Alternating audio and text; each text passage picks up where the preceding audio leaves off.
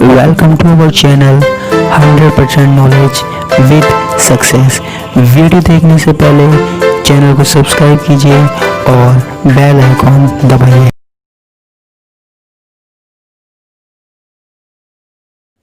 Hello दोस्तों, मैं यश Saini BSc second year की फ़िज़िक्स में आपका स्वागत करता हूं। हम आज से बीएससी सेकेंड ईयर की फ़िज़िक्स स्टार्ट करने जा रहे हैं। बीएससी सेकेंड ईयर की फ़िज़िक्स में हमारे पास 3 पेपर हैं, 3 बुक्स हैं। और सबसे पहले हम बात करते हैं कि 3 बुक्स कौन कौन सी है। एक बुक तो है हमारे पास इलेक्ट्रॉनिकी एवं ठोस प्रावस्था युक्तियाँ। दूसरी जो बुक हम इसमें पढ़ेंगे वो है हमारे पास गणितीय भौतिकी। और तीसरी जो बुक हम इसमें पढ़ेंगे वो है ऊष्मागतिकी एवं सांख्यिकी भौतिकी। ठीक है, तो जो हम फिजिक्स यहाँ पर सेकेंड ईयर में डिस्कस करेंगे वो इन 3 चीज़ों के बारे में पढ़ेंगे, इन 3 बुकों के बारे में पढ़ेंगे। सबसे पहले हम यहाँ पर जो फिजिक्स स्टार्ट कर रहे हैं, जो बुक स्टार्ट कर रहे हैं वो कौन सी स्टार्ट कर रहे हैं, हम इलेक्ट्रॉनिक एवं ठोस प्रावस्था युक्ति की।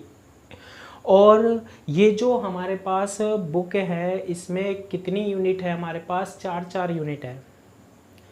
ठीक है, सिलेबस में कितनी यूनिट है, हमारे पास 4 यूनिट है। तो इलेक्ट्रॉनिक्स की हम 4 यूनिट देख लेते हैं, unit first, unit second, unit third और यूनिट फोर्थ। यूनिट फर्स्ट में हम क्या पढ़ते हैं, circuit analysis and PN junction, यानी परिपथ विश्लेषण और पीएन संधि के बारे में पढ़ते हैं।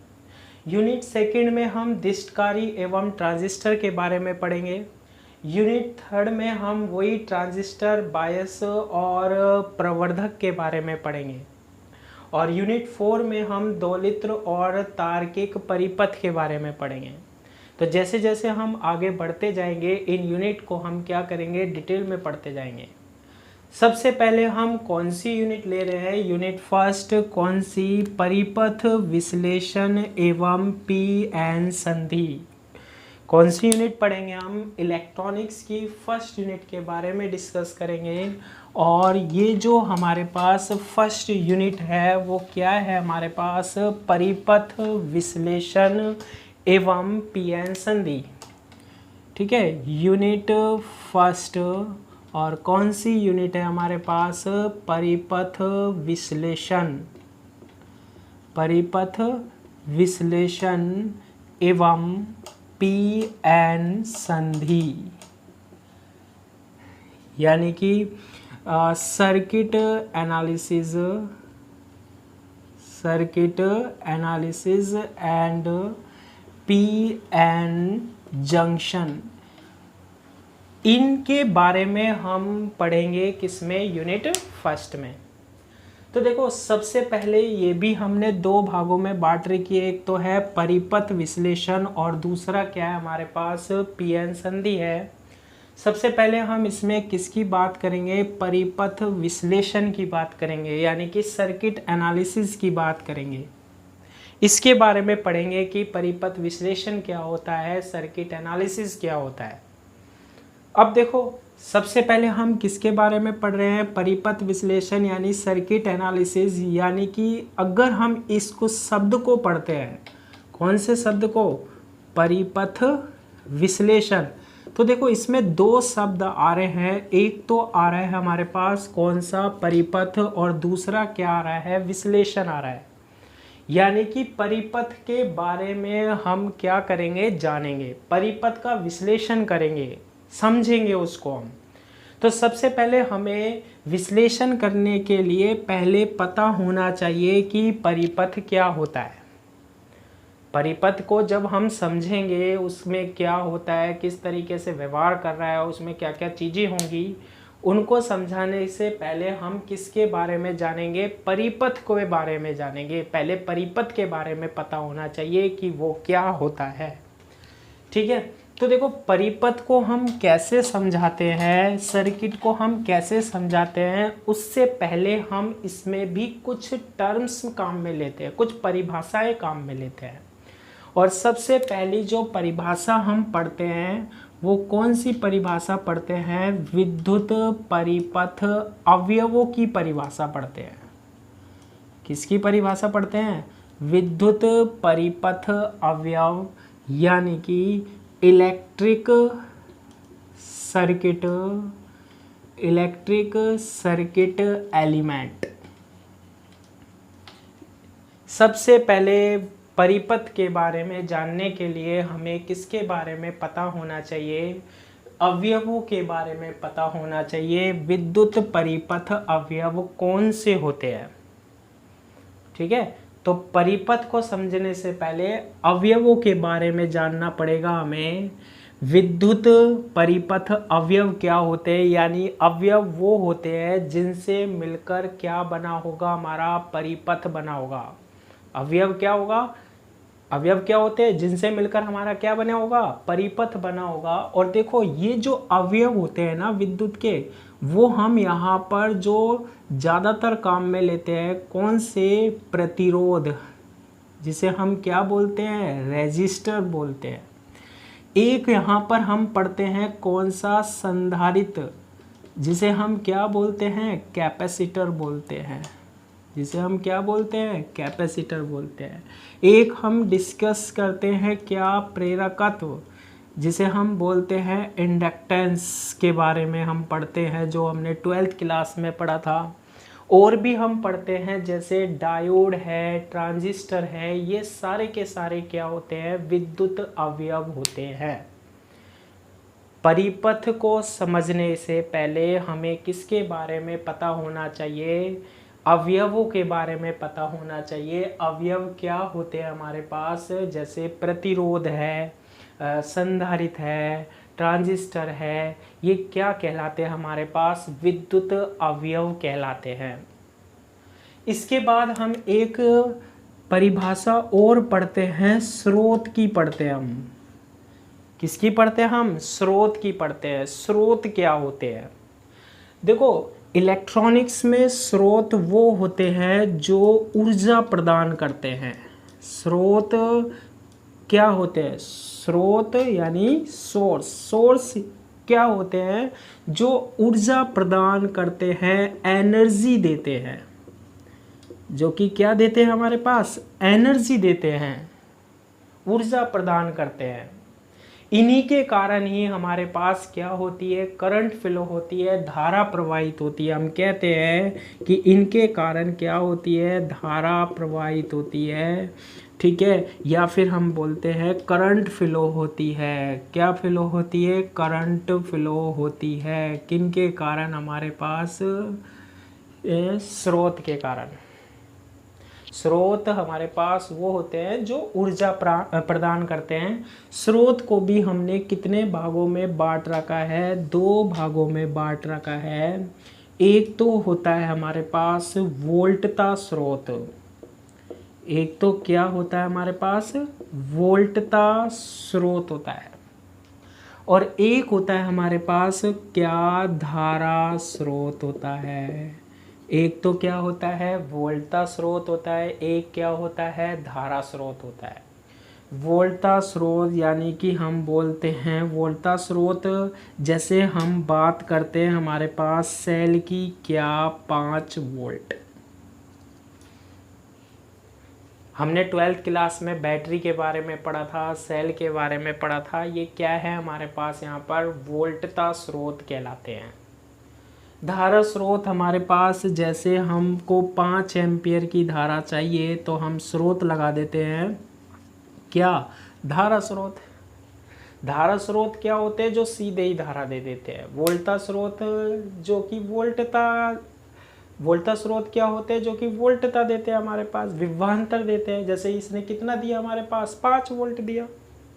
तो वोल्टता स्रोत और धारा स्रोत, ये दोनों का काम क्या होता है? ऊर्जा प्रदान करना होता है। दोनों का काम क्या होता है? ऊर्जा प्रदान करना। ठीक है, तो विद्युत परिपथ अवयव तो प्रतिरोध, संधारित्र, प्रेरकत्व होते हैं। और स्रोत क्या होते हैं हमारे पास? 2 तरीके के होते हैं जो ऊर्जा प्रदान करते हैं। एक तो होता है वोल्टता स्रोत और दूसरा क्या होता है हमारे पास? धारा स्रोत होता है। ठीक है, तो इसके बाद हम किसके बारे में डिस्कस करते हैं? देखो, सबसे पहले हम बात करते हैं जाल की। किसकी बात करते हैं हम? जाल की बात करते हैं। नेटवर्क की बात करते हैं। नेटवर्क क्या होता है, जाल क्या होता है, ठीक है। नेटवर्क क्या होता है, जाल क्या होता है। देखो जाल क्या होता है, जो विद्युत अवयवों से मिलकर बना होता है, जो कि किससे मिलकर बना होता है, विद्युत अवयवों के संयोजन से बनता है। जो विद्युत अवयवों के किससे बनता है, संयोजन से बनता है, कॉम्बिनेशन ऑफ इलेक्ट्रिक एलिमेंट, विद्युत अवयवों के संयोजन से बनता है, वो क्या कहलाता है, जाल कहलाता है, नेटवर्क कहलाता है, ठीक है। इसमें एक बात आपको ध्यान रखनी है क्या, कि स्रोत उपस्थित हो भी सकता है, स्रोत उपस्थित हो भी सकता है और नहीं भी, स्रोत उपस्थित हो भी सकता है और नहीं भी। देखो जाल क्या होता है, विद्युत अवयवों के संयोजन से बनता है, और इसमें मैंने एक परिभाषा लिखी है कि स्रोत उपस्थित हो भी सकता है और नहीं भी हो सकता है। इसका क्या मतलब है, तो देखो जाल जो होता है वो अवयवों से मिलकर बनेगा। अवयव कौन से होते हैं, प्रतिरोध होता है, प्रेरकत्व होता है, संधारित्र होता है। बीएससी सेकेंड ईयर में जो हम पढ़ेंगे वो कौन सा अवयव पढ़ेंगे, केवल रेजिस्टर प्रतिरोध के बारे में पढ़ेंगे हम। जितने भी क्वेश्चंस पढ़ेंगे, जितने भी डेरिवेशन करेंगे, वो सारे डिपेंडेंट होंगे किस पर, प्रतिरोध पर, रेजिस्टर पर डिपेंडेंट होंगे, है ना। तो ये जो जाल होगा ये किससे मिलकर बना होगा, प्रतिरोधों से। इस जाल को भी हमने दो भागों में क्या कर रखा है, बांट रखा है। एक तो होता है हमारे पास क्या, सक्रिय जाल। सक्रिय जाल मतलब एक्टिव नेटवर्क। एक होता है हमारे पास क्या, निष्क्रिय जाल। निष्क्रिय जाल मतलब पैसिव नेटवर्क।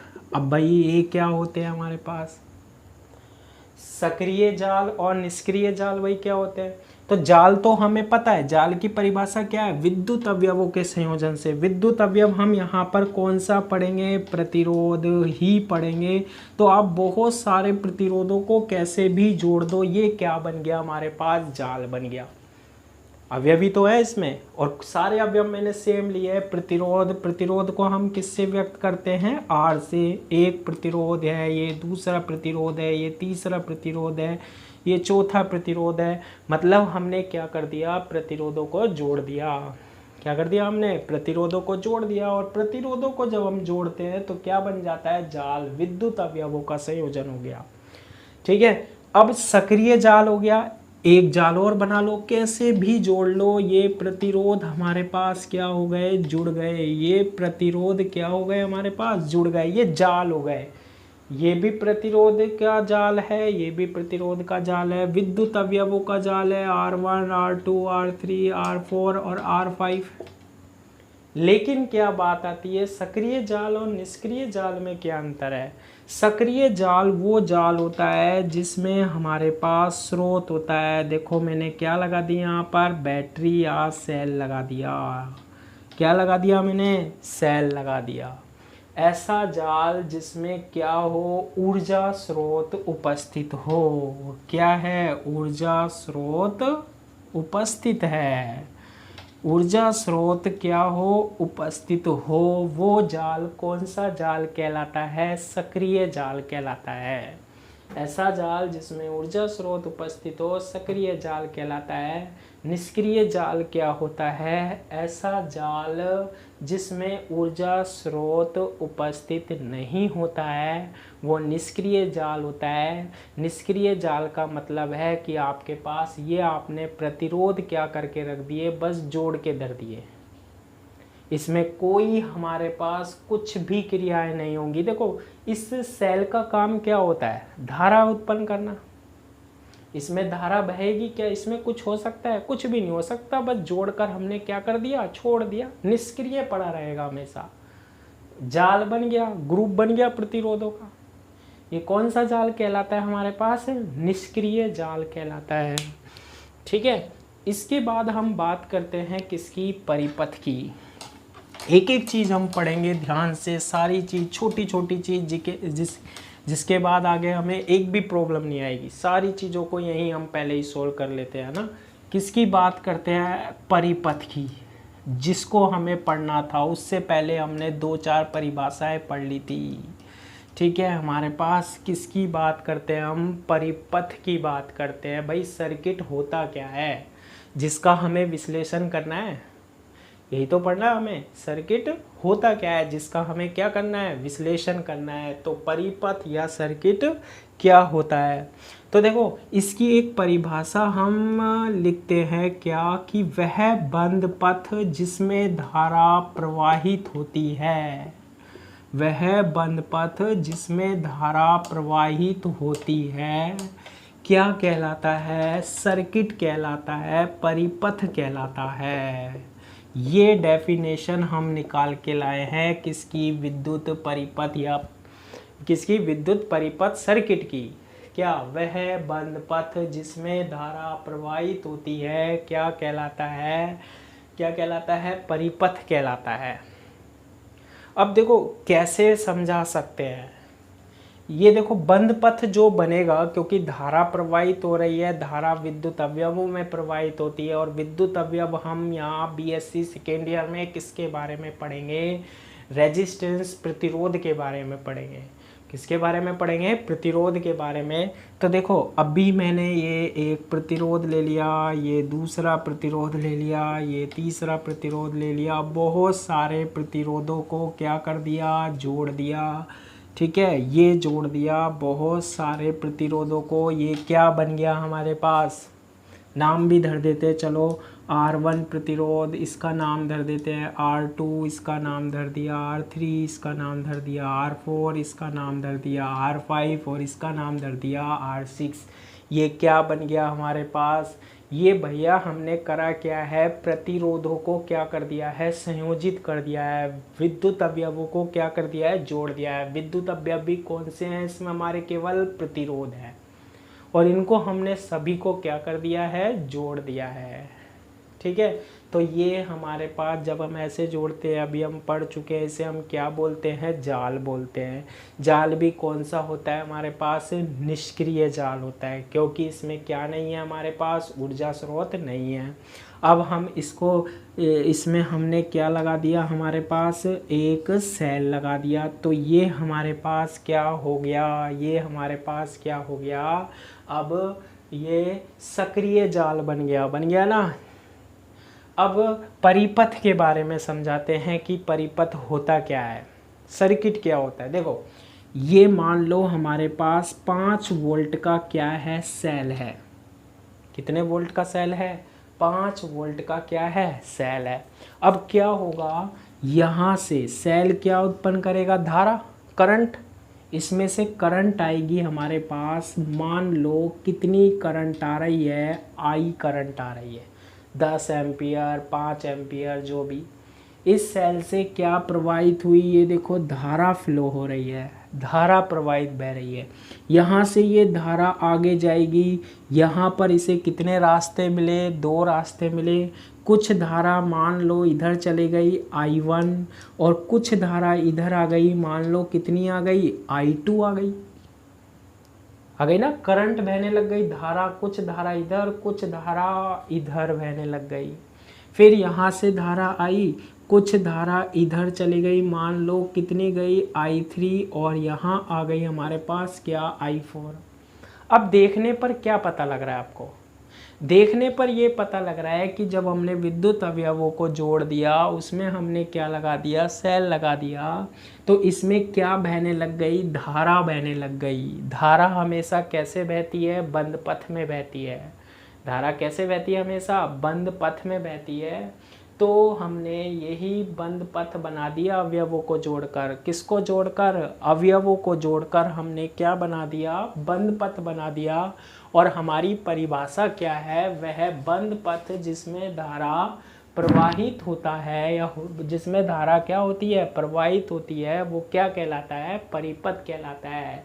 तो कहने का मतलब है परिपथ या सर्किट क्या होता है जिसमें क्या प्रवाहित होती है, धारा प्रवाहित होती है।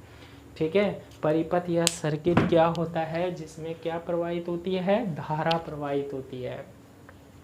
इसके बाद हम इसमें नेक्स्ट डेफिनेशन देखते हैं। ये सारी डेफिनेशन जो होगी वो आगे की क्लास में जब हम न्यूमेरिकल करेंगे तो उनमें क्या आएंगी, ये काम में आएंगी, इसलिए हम इसे पहले ही पढ़ रहे हैं ना। इसके बाद हम पढ़ते हैं एक परिभाषा, क्या शाखा, या हम इसे बोलते हैं क्या, ब्रांच बोलते हैं। ये क्या होती है, ठीक है, शाखा या फिर हम क्या बोल रहे हैं, ब्रांच क्या होती है। देखो ये हमारे पास क्या है, एक सेल है, ठीक है, और इसका मान है V 5 वोल्ट, जैसे 7 वोल्ट ना। और ये हमारे पास क्या है, प्रतिरोध हमने क्या कर दिए, इसमें जोड़ दिए। ये प्रतिरोध हमने क्या कर दिए, जोड़ दिए। ये क्या है, मान लो इसमें इस सेल के कारण क्या प्रवाहित हो रही है, धारा। ये सेल है, जैसे हमने 5 वोल्ट का लगा दिया, 10 वोल्ट का लगा दिया, और इस सेल के कारण धारा प्रवाहित हो रही है 5 एम्पियर, 10 एम्पियर, जो भी। तो यहाँ से मान लो कितने एम्पियर की धारा प्रवाहित हो रही है, I एम्पियर की धारा प्रवाहित हो रही है। I एम्पियर की धारा, जैसे 5 एम्पियर की धारा क्या हो रही है, प्रवाहित हो रही है। क्लियर है ये बात। अब देखो होगा क्या, समझना पहले परिभाषा को, शाखा को समझा रहे हम। ये धारा जब ऐसे बहेगी, करंट फ्लो होगी, ये I। अब ये धारा यहाँ आगे जाएगी, इस प्रतिरोध में से जा रही है, यहाँ आकर ये कितने भागों में बटेगी, 2। एक धारा तो यहाँ गई, मान लो कितनी गई, I1 गई, और एक धारा यहाँ गई, कितनी गई, मान लो कितनी गई, I2 गई। कितनी गई, एक तो गई I1 और एक कितनी गई, I2। परिपथ को और भी हम बढ़ा सकते हैं, ये देखो ऐसे ले सकते हैं हम, कितने ही प्रतिरोध जोड़ो हमारे पास। अब देखो ये I1 आगे जा रही है ना, और यहाँ पर ये कितने भागों में बट रही है, वही 2 भागों में। मान लो यहाँ गई हमारे पास I3 धारा, और यहाँ कितनी गई, I4। धारा बट जाती है, धारा क्या हो जाती है, बट जाती है। ऐसे धारा जैसे यहाँ 5 एम्पियर की आई, फिर यहाँ बटी 2 एम्पियर की इधर चली गई, 3 एम्पियर की चली गई, फिर 2 एम्पियर की इधर आ गई, 1 एम्पियर की इधर चली गई, 1 एम्पियर, ऐसे धारा क्या हो गई, बट गई।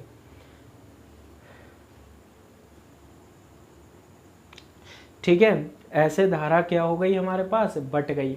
तो अब हमको इसमें समझाना है कि क्या, कि शाखा क्या होती है, शाखा क्या होती है। तो देखो इसकी परिभाषा क्या होती है, परिपथ का वह भाग जिसमें धारा का मान क्या होता है, समान होता है। परिपथ का वह भाग जिसमें धारा का मान क्या होता है, समान होता है, वो क्या कहलाती है, शाखा कहलाती है। इसकी दूसरी परिभाषा भी हम कहते हैं, 2 बिंदुओं के बीच का वह भाग, 2 बिंदुओं के बीच का वह भाग जिसमें धारा का मान समान होता है। वह भाग जिसमें धारा का मान क्या रहता है, समान रहता है, धारा का मान समान रहता है, क्या कहलाती है, शाखा कहलाती है। 2 बिंदुओं के बीच का वह भाग जिसमें धारा का मान समान कहलाती है ना। अब देखो, आप इस पॉइंट को मैंने नाम दे दिया क्या, पॉइंट ए, इसको नाम दे दिया बी, इसको नाम दे दिया सी, इसको नाम दे दिया डी, इसको नाम दे दिया ई, और इसको नाम दे दिया मैंने क्या, एफ दे दिया नाम। अब देखो शाखा, देखो 2 बिंदु, या तो ये परिभाषा है, ये परिभाषा, 2 बिंदुओं के बीच का वह भाग जिसमें धारा का मान समान रहता है। अब आप देखो यहाँ आ जाओ, ऐसे धारा चल रही थी, फिर बढ़ती जा रही थी, और उसको हमने नाम दे दिया था पहले, है ना, अब देखो ए से बी तक जाओ, आपको कितनी धारा बह रही है ए से बी तक, आई तक, तो ए से बी तक धारा तो सेम ही है ना, कितनी है, आई है। तो ये जो ए बी है ये हमारे पास क्या कहलाती है, एक शाखा कहलाती है। अब देखो आप, ये बी और सी के बीच में धारा कितनी है, केवल I2 है, तो ये बी सी भी क्या कहलाती है हमारे पास, एक शाखा। अब ये बी और डी बिंदु के बीच में देखो, दो बिंदुओं के बीच का वह भाग जिसमें धारा का मान समान रहता है, शाखा कहलाती है। यानी कि अब देखो बी और डी के बीच में केवल धारा कितनी है, I1, तो बी डी भी क्या है, एक शाखा है। डी और ई के बीच में कितनी धारा है, I4 है, तो डी और ई भी एक क्या है, शाखा है। और ऐसे ही डी और एफ के बीच में केवल धारा I3 है, तो डी और एफ भी क्या है, एक शाखा है। दो बिंदुओं के बीच में देखना है जिसमें धारा का मान क्या रहता है, समान रहता है, वो हमारे पास क्या कहलाती है, शाखा कहलाती है। ठीक है, वो क्या कहलाती है हमारे पास, शाखा कहलाती है। तो A B B C B D D E और डी एफ क्या है हमारे पास, शाखा है। अब देखो इसके बाद हम अगली डेफिनेशन देखते हैं, और वो डेफिनेशन क्या है हमारे पास, नोड। ठीक है, नोड क्या होता है हमारे, बिंदु जिस पर दो या दो से अधिक शाखाएं मिलती हैं, वह बिंदु जिस पर दो या दो से अधिक शाखाएं मिलती हैं, अधिक शाखाएं मिलती हैं, क्या कहलाता है, नोड कहलाता है। अब देखो इसमें देखो बिंदु बी को देखो, बिंदु बी पर एक शाखा तो ये आ रही है, ए बी आ रही है ना, बिंदु बी पर एक शाखा ये आ रही है, फर्स्ट ये आ रही है, सेकेंड ये आ रही है, थर्ड ये आ रही है, तो दो या दो से अधिक शाखा इस बिंदु पर मिल रही है, नहीं मिल रही, तो बिंदु बी क्या कहलाएगा हमारे पास, नोड कहलाएगा। बिंदु डी को देखो, इस पर भी हमारे पास एक शाखा तो ये आ रही है, ये वाली बी डी वाली यहाँ मिल रही है, एक ये भाग जुड़ रहा है, एक ये, तीन शाखा मिल रही है इस पर भी, तो बिंदु डी भी हमारे पास क्या कहलाता है, नोड कहलाता है। ठीक है, आज के लिए इतना ही, इसके बाद हम नेक्स्ट क्लास में डिस्कस करेंगे। धन्यवाद।